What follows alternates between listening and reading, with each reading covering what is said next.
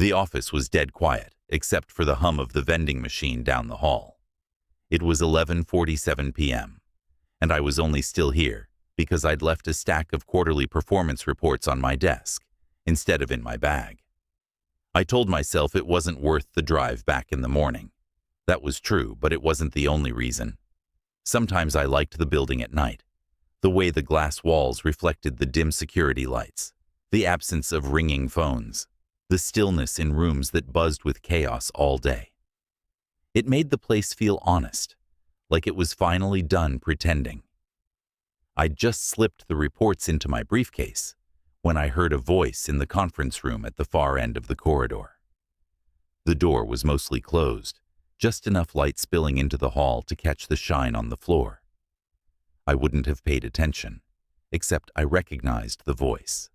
Sharon Wilkes, my boss. The woman who'd been running our division for the past 7 years. The one who sent me a Christmas card the week after telling me there wasn't enough budget for bonuses. Her tone was low, conspiratorial, just above a whisper, but in the hollow quiet of the floor, it carried. He's old enough to have built this place, but not sharp enough to run it anymore. I'll announce the transition Friday. Yes, you'll have the corner office by Monday.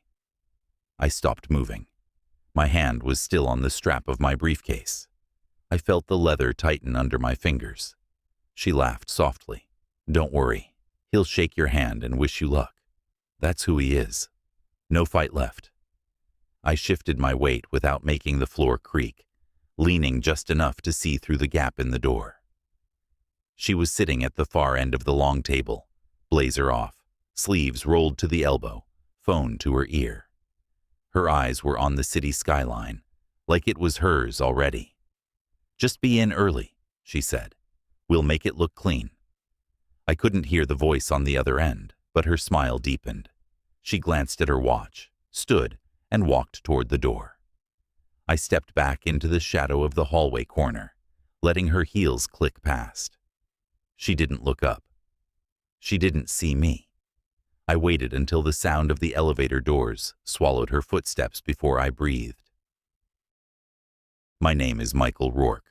I'm 51 years old, and for the past 26 years, I've been Senior Operations Director for a logistics and manufacturing firm called Allerton Dynamics. If you've ever driven past a fleet of our trucks on the highway, you've seen my work. I came up through the loading bays, inventory control, route management. Every rung of the ladder climbed the old way. No shortcuts, no last names to lean on, just results. For 2 decades, I've been the one they call when something can't fail. I've kept production lines moving through blackouts, labor strikes, and once during a hurricane that leveled 3 counties. I've solved problems that cost other companies millions before lunch. I thought that meant something. Apparently, it means I'm old enough to be replaced quietly and sent home with a plaque and a handshake. I stayed where I was for another minute, letting the weight of her words settle in. I felt the heat in my chest, but not the kind that makes you charge into a room. This was a slow burn, the kind that sinks into your bones.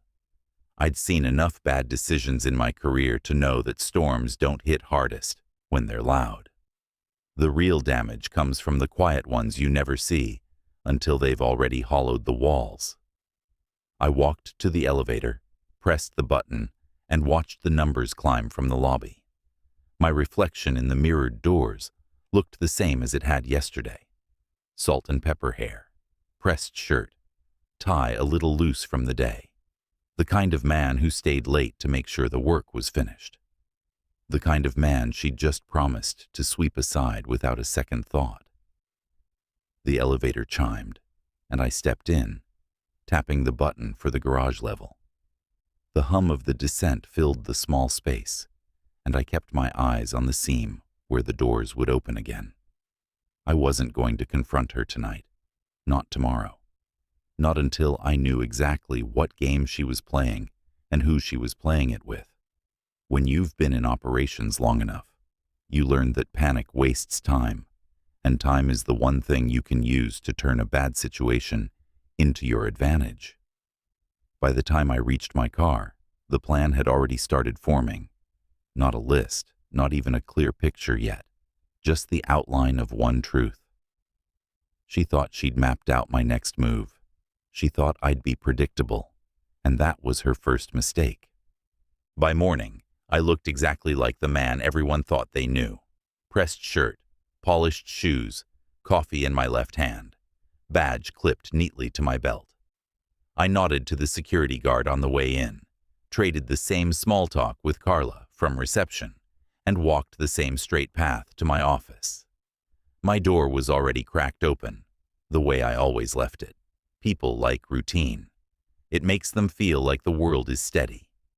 And I'd built my entire public life on being steady.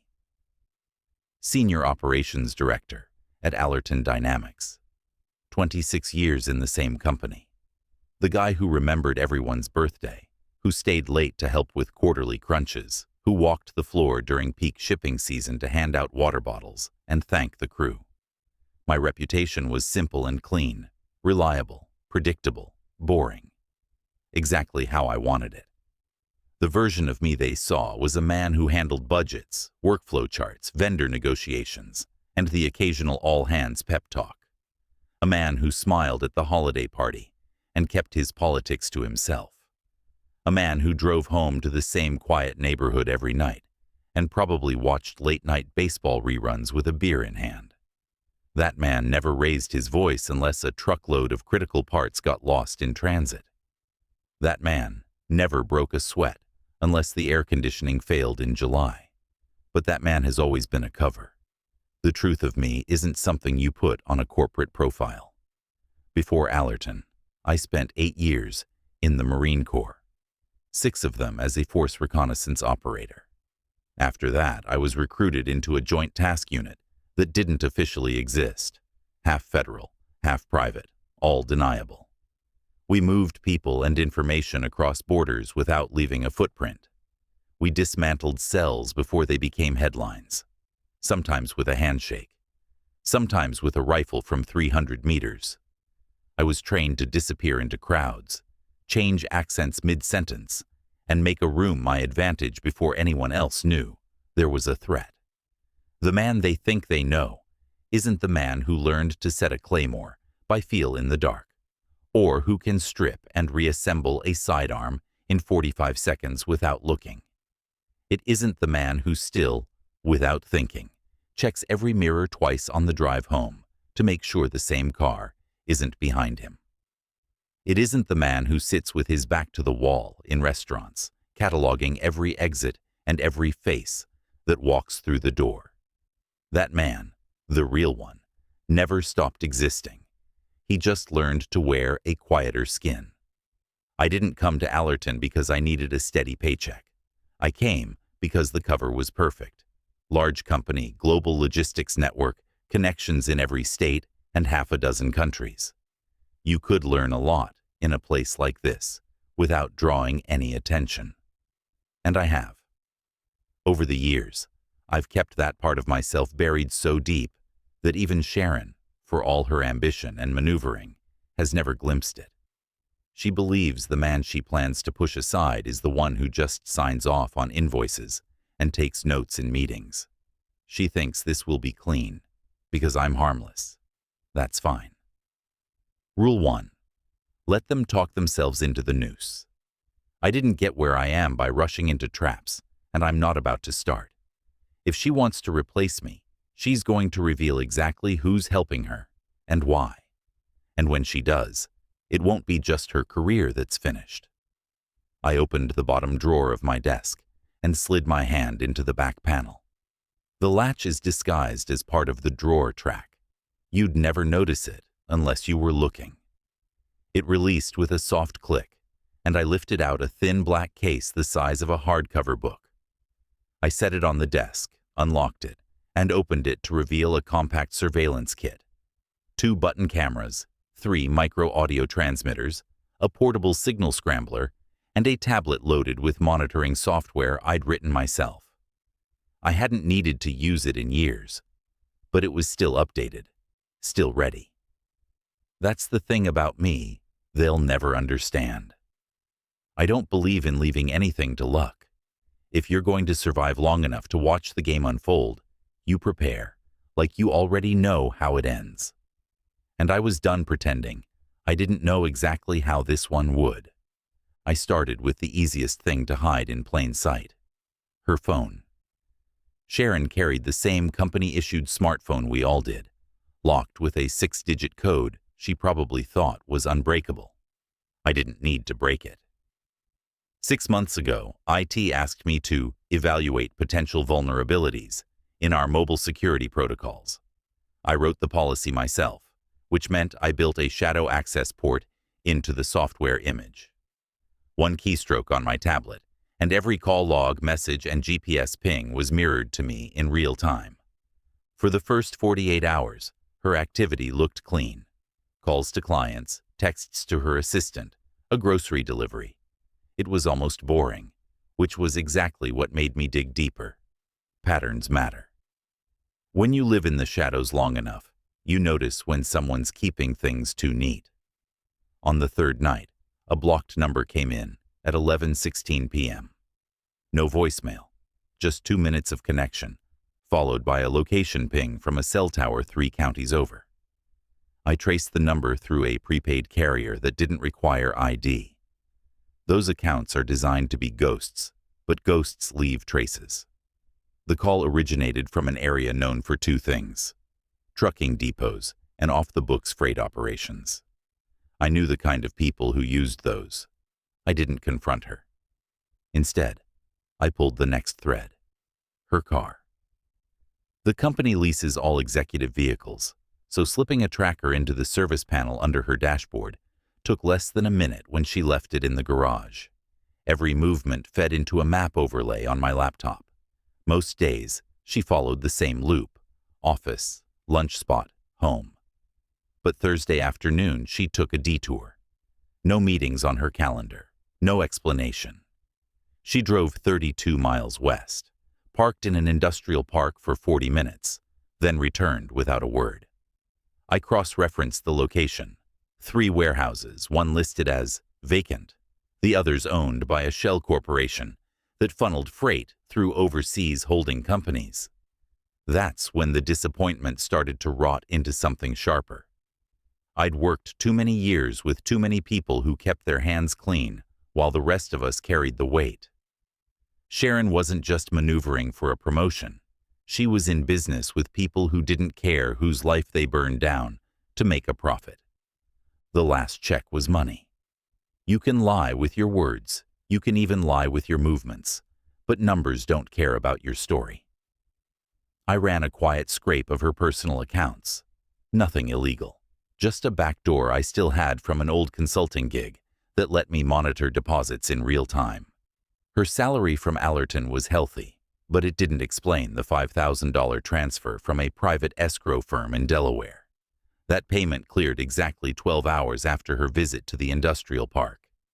By the end of the week, I had the first clear outline: the blocked calls, the off-route trips, the unexplained cash. They weren't random. They fit the same pattern I'd seen years ago when a logistics manager in Dallas was feeding shipment schedules to a cartel pipeline. That man didn't survive long enough to explain himself. I closed the laptop and sat in the dark for a while, listening to the hum of the refrigerator in the corner of my apartment. This wasn't just about me. She wasn't angling for a cleaner office and a better view. She was aligning herself with something that could tear through more than just a division at Allerton. I thought about the way she'd smiled into that phone, promising a smooth transition. I thought about the voice on the other end that I couldn't hear, but could feel in the cadence of her words. Confident, certain, like this was all a formality. Personal betrayal is one thing. I've had that before. You take the hit, you walk away, you build again. But professional betrayal, the kind that compromises the very ground you work on, the kind that invites predators inside your own walls, that's a different animal. That's an infection, and I'd spent too many years cutting infections out before they killed the host. I turned the laptop back on, Not because I needed more evidence, but because I knew what I was looking at now. This wasn't going to end with an HR announcement or a retirement luncheon. It was going to end with a dismantling. I watched the tracking dot of her car settle in her driveway for the night and opened a secure folder on my desktop. Inside were files I hadn't touched in years: surveillance templates, infiltration checklists, extraction protocols. They were written for fieldwork, not corporate boardrooms, but the principle was the same. The first rule is simple. Once you confirm it's bigger than you, you don't wait. You move. You collect. You build the picture until the target can't deny it, until they're surrounded by their own choices. And Sharon had already chosen. I started with the back door because it's the one people always underestimate. The deadbolt looked ordinary, but inside the frame, I embedded a micro-contact sensor linked to a silent alert on my watch.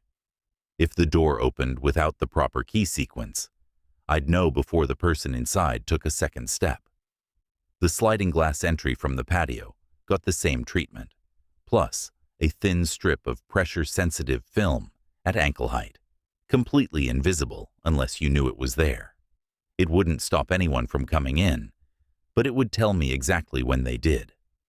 Next came the garage. Most people treat it as just a place for tools and storage. I treated mine like a kill funnel. The two side entrances were fitted with motion sensors calibrated for human weight. They wouldn't trigger for a stray cat or drifting leaves, but anyone over 100 pounds would light them up. I built a 5-second delay into each sensor, just long enough to let an intruder move deeper inside before I'd act. The shelving along the walls looked cluttered with paint cans and garden supplies, but behind the third shelf from the left sat a recessed camera lens, no larger than a shirt button. Its view covered the entire interior. Inside the house, I rewired 2 smoke detectors to double as pinhole cameras. One in the hallway near the bedrooms, the other in the main living room. The feed ran directly to a secured tablet disguised as an old photo frame on my desk.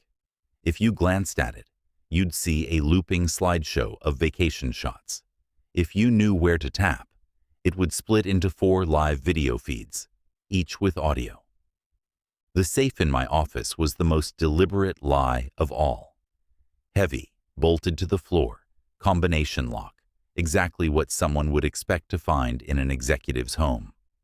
Inside, I left a stack of decoy files, outdated financial statements, expired IDs, and a laptop that looked valuable but contained nothing but corrupted drives.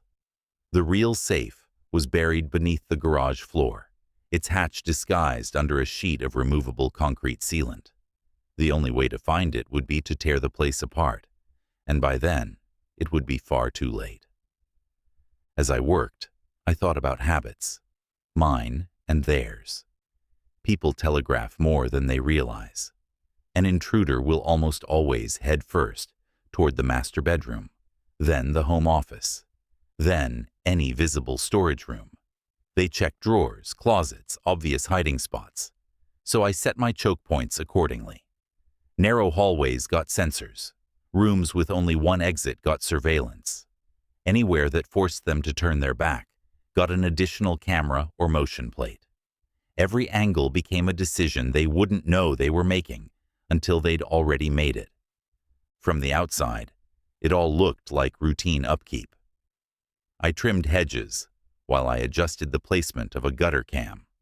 I cleaned out the garage while I installed the motion sensors. I changed light bulbs in the hallway while I swapped the smoke detectors. If a neighbor glanced over the fence, they'd just see a man keeping up with his home. That was the point. When I finished each modification, I tested it. I'd trigger the backdoor alert, then check my watch for the response time. I'd walk past the gutter camera and confirm the feed on the tablet. I even broke into my own garage one night to measure how much sound carried into the street. Every adjustment brought the setup closer to perfect. This wasn't paranoia. This was preparation. I remembered being 19 in the Marines, tasked with securing a supply depot in Kuwait. The officer in charge said, If you're waiting until the attack to build defenses, you've already lost.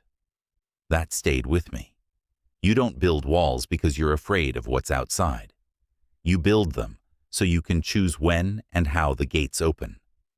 By the end of the week, the house wasn't a home anymore. It was a perimeter.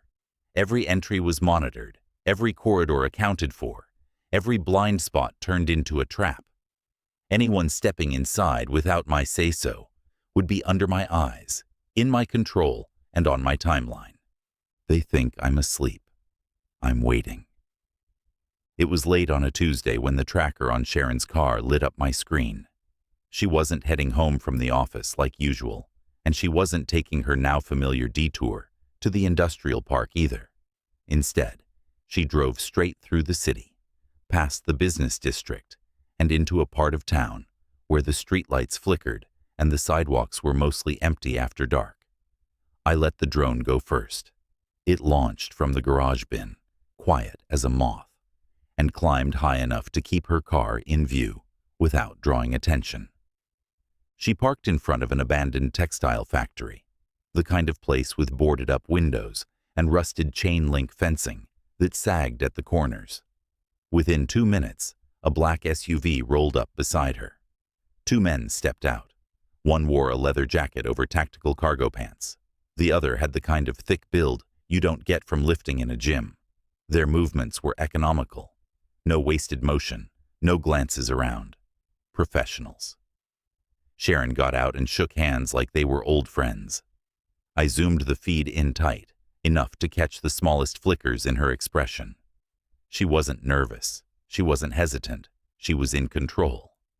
They walked inside through a side door I didn't know existed, disappearing into the dark. The drone didn't have the clearance to follow without risking detection, so I went to the backup plan. 2 days earlier, I'd placed a microbeacon under her rear bumper. It transmitted short-range bursts I could pick up with a handheld receiver from a few hundred yards away. I was already in my truck before the door shut behind them.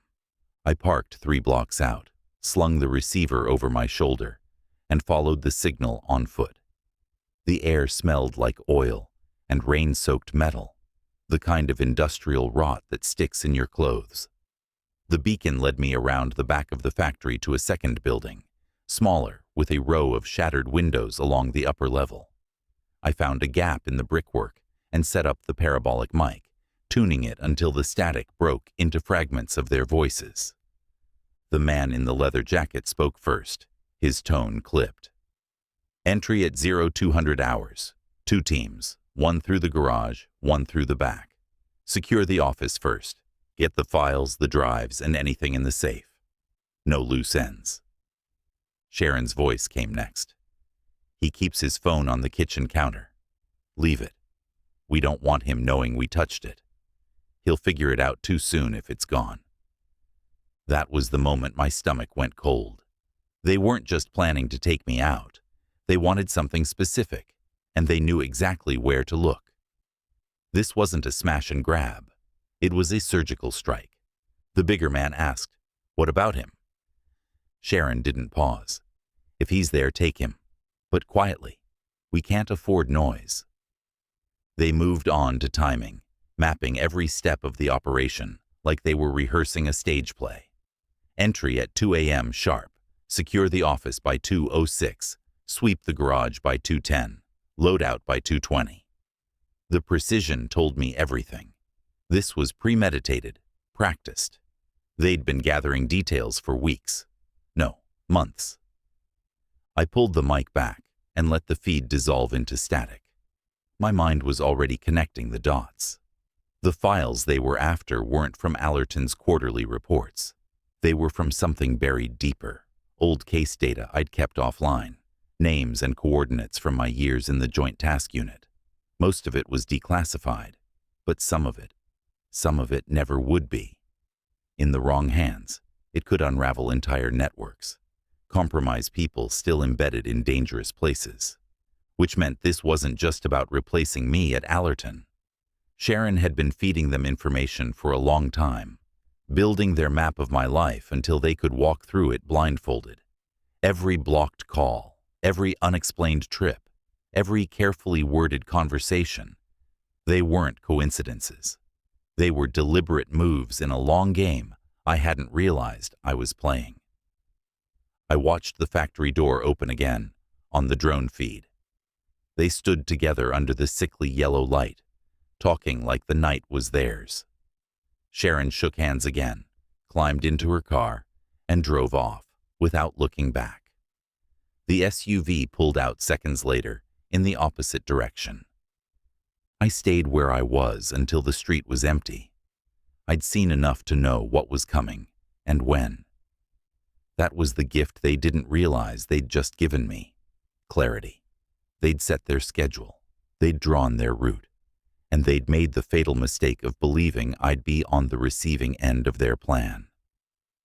I walked back to my truck, the receiver swinging lightly at my side, and slid behind the wheel. The rain had started to fall, tapping against the windshield in a slow rhythm. I let it play while the engine idled. I could picture my house in the dark, the traps already set, the cameras watching every angle. They thought they were coming to hunt me. I'd be ready before they even stepped through the door. I started the day like any other, because that's how you keep the world from sensing the shift. Coffee at 6, a slow drive to the office, a few hours of visible routine, so nothing about me felt different to anyone watching. By the time I left, the sun was low and the streets were turning that dull gray color you only get in late winter. My neighbors saw me carry groceries in. They didn't see the rifle case under the bags. Inside, I locked the door, set the groceries on the counter, and went straight to the garage. The rifle came first, M40A5, customized scope, suppressor. I broke it down to its smallest pieces, cleaning each one until the metal shone. The smell of gun oil filled the air, familiar as breathing. Every thread of every screw was checked. Every hinge, every clasp, every latch moved without resistance. I reassembled it slowly, like running through a ritual I'd done 1,000 times before. When the last pin slid into place, it felt less like a weapon and more like an extension of my hands. Next came the sidearm. Standard issue back in the day, modified to my liking now. Shorter trigger pull, sight tuned to the inch. I stripped and cleaned it, loaded 2 magazines with subsonic rounds, and placed them in the vest hanging on the wall. The knife went on the same table. 7 inches, fixed blade, grip wrapped in black paracord, balanced perfectly in the hand. The gear wasn't about intimidation. It was about certainty. You prepare like this so there's no hesitation when the moment comes. Once the weapons were ready, I walked the house one last time. Every entry point was set. Sensors armed, cameras live, false safes stocked with junk that would waste their time. The gutters held the microcams. The hallway smoke detectors streamed audio and video. The garage pressure triggers were active. I tested each one from the control tablet on my desk, watching the feeds flicker to life in clean, crisp resolution. If they came in anywhere, I'd see them. If they moved anywhere, I'd hear them. In the living room, I stopped at the bookshelf and reached behind the row of binders. My fingers found the edge of a photo frame. I pulled it out and looked at it for a long time. It was from years ago, before Allerton, before this quiet cover life. Me and 2 others from my unit, standing in the dust of a road somewhere we were never supposed to be, gear strapped on, grins like we'd just cheated death, which we had. Both of them were gone now, one buried in Virginia, the other with no grave at all. I set the frame down, leaned on the table, and let the weight of it settle. That was the cost of letting someone else set the tempo. You didn't just lose the fight. You lost the people who trusted you to be ready. I checked my watch. Almost time. I stepped out the back door into the yard, the cold air wrapping around me, and walked to the shed at the far end of the property. Inside was the final piece of the setup, a ladder to the roof. From up there, I could see the street, the alley behind the houses, and the tree line that marked the property's edge. More importantly, I could see them coming before they saw me. Back inside, I pulled on the vest, slung the rifle over my shoulder, and clipped the comms earpiece in place. The feeds showed nothing yet, just the quiet hum of an empty neighborhood. I loaded the rifle, slid around into the chamber, and set it on the rest I'd positioned upstairs in the guest room. That window had the clearest angle on the garage and the side gate. The shadows in the room were deep enough that even with a flashlight, they'd never see me until it was too late. Minutes stretched. Every sound became distinct. The hum of the refrigerator, the faint creak of the house settling, the occasional rush of wind against the siding. I slowed my breathing, matching it to the rhythm I'd learned long ago. In for 4 counts, out for 4. The world shrank to the narrow space inside the scope. Then the watch vibrated once against my wrist. The back door sensor. A second vibration. The garage. I checked the feeds. 2 figures at the side gate, moving low, dressed in black. Another shadow slipping toward the patio. Their formation was clean, professional, but not clean enough. I shifted my weight, brought the rifle to my shoulder, and let my cheek settle into the stock. The reticle floated steady over the first silhouette. The house was quiet. The traps were set, and every angle was mine. The kill box was primed. The first shadows were moving in. They came in exactly where I wanted them to. The first 2 slipped through the side gate, heads low, rifles angled, moving like they'd done this 100 times. They hadn't done it here. The gate sensor tripped, feeding me a silent timestamp on my watch. I waited until they were 4 steps in, just enough to cluster, before the pressure plate under the gravel path armed itself. The delay was built in to make them feel safe. It detonated in a controlled flash, not a full kill, but enough to blind them for 3 seconds. In this house, 3 seconds was a lifetime. I put the first round through the lead man's chest before he even finished turning his head.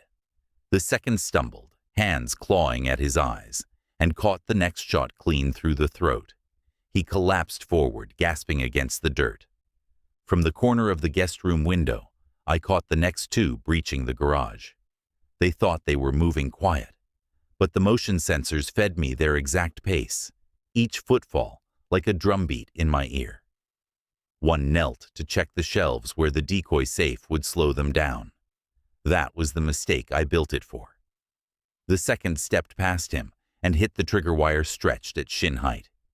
It yanked a rack of metal tools down on him with enough force to drop him to a knee. Before he could recover, I sent a round through the visor of his helmet.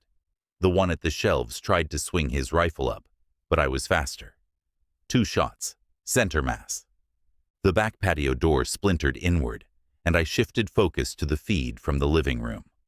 3 more came in a staggered line, one covering while the others advanced. Professional spacing. I waited until the lead stepped under the smoke detector. The pinhole camera tracked his movement, and I triggered the ceiling charge, a contained burst of powdered lime and glass shards. It wasn't lethal, but it made them cough and squint, breaking their rhythm.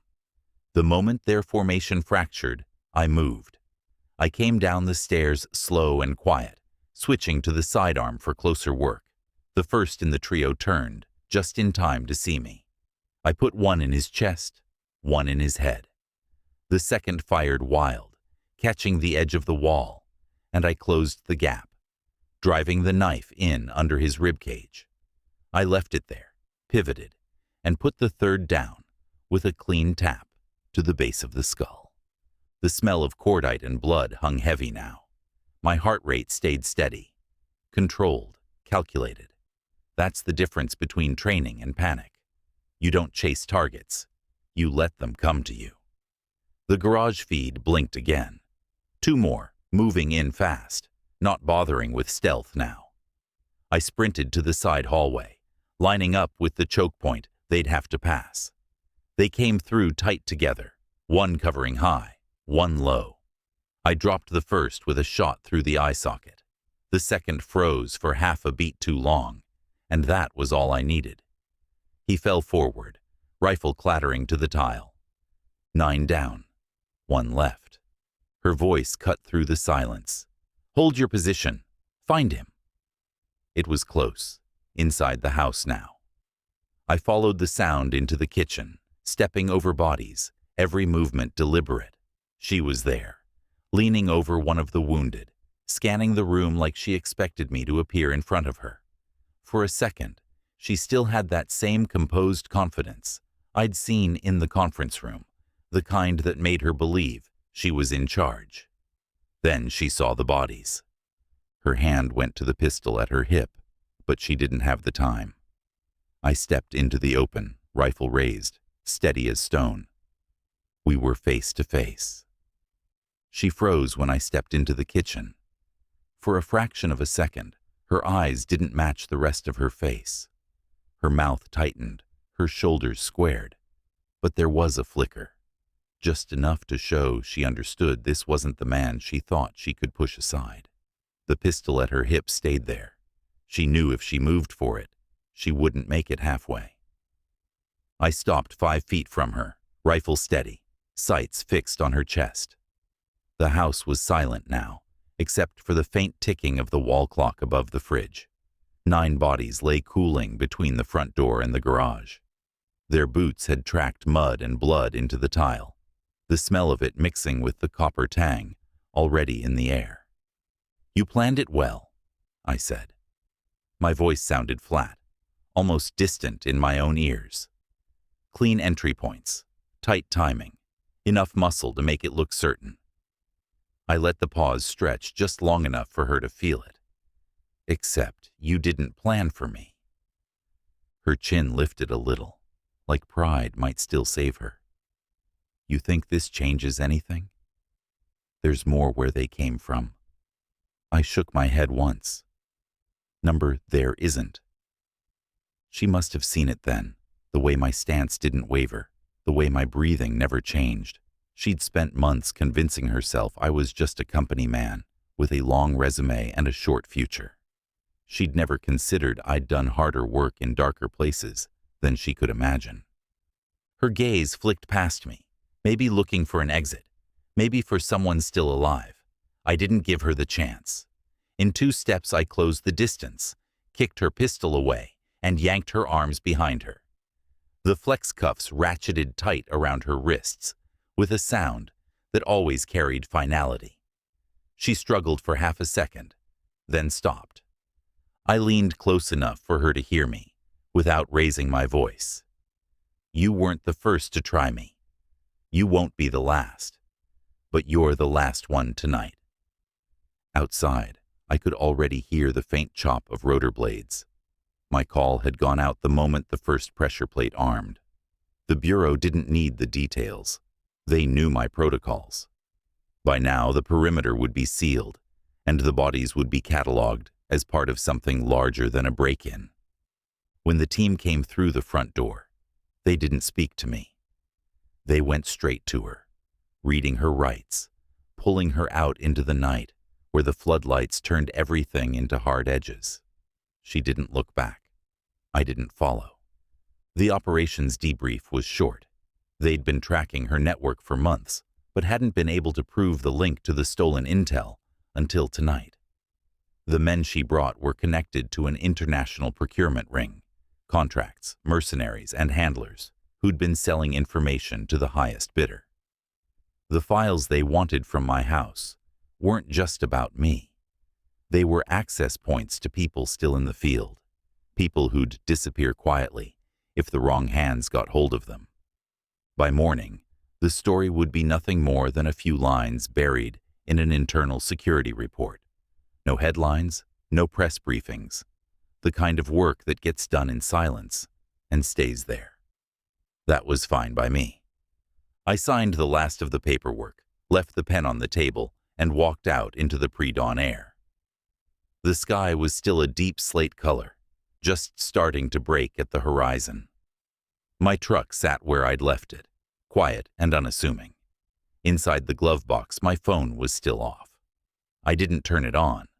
I drove past the city limits, past the reach of streetlights and cell towers, until the road narrowed to gravel, and the only sound was the tires over loose stone. Eventually, I pulled over, stepped out, and let the cold settle into my lungs. The stillness out here was heavier than the quiet inside the house had been. Out here, the silence wasn't waiting for anything. I thought of the night I first overheard her voice in that conference room, the way she'd sounded so certain. She'd made the mistake of thinking those hours after everyone else went home belonged to her. They didn't. Some hours are mine, and they're always silent.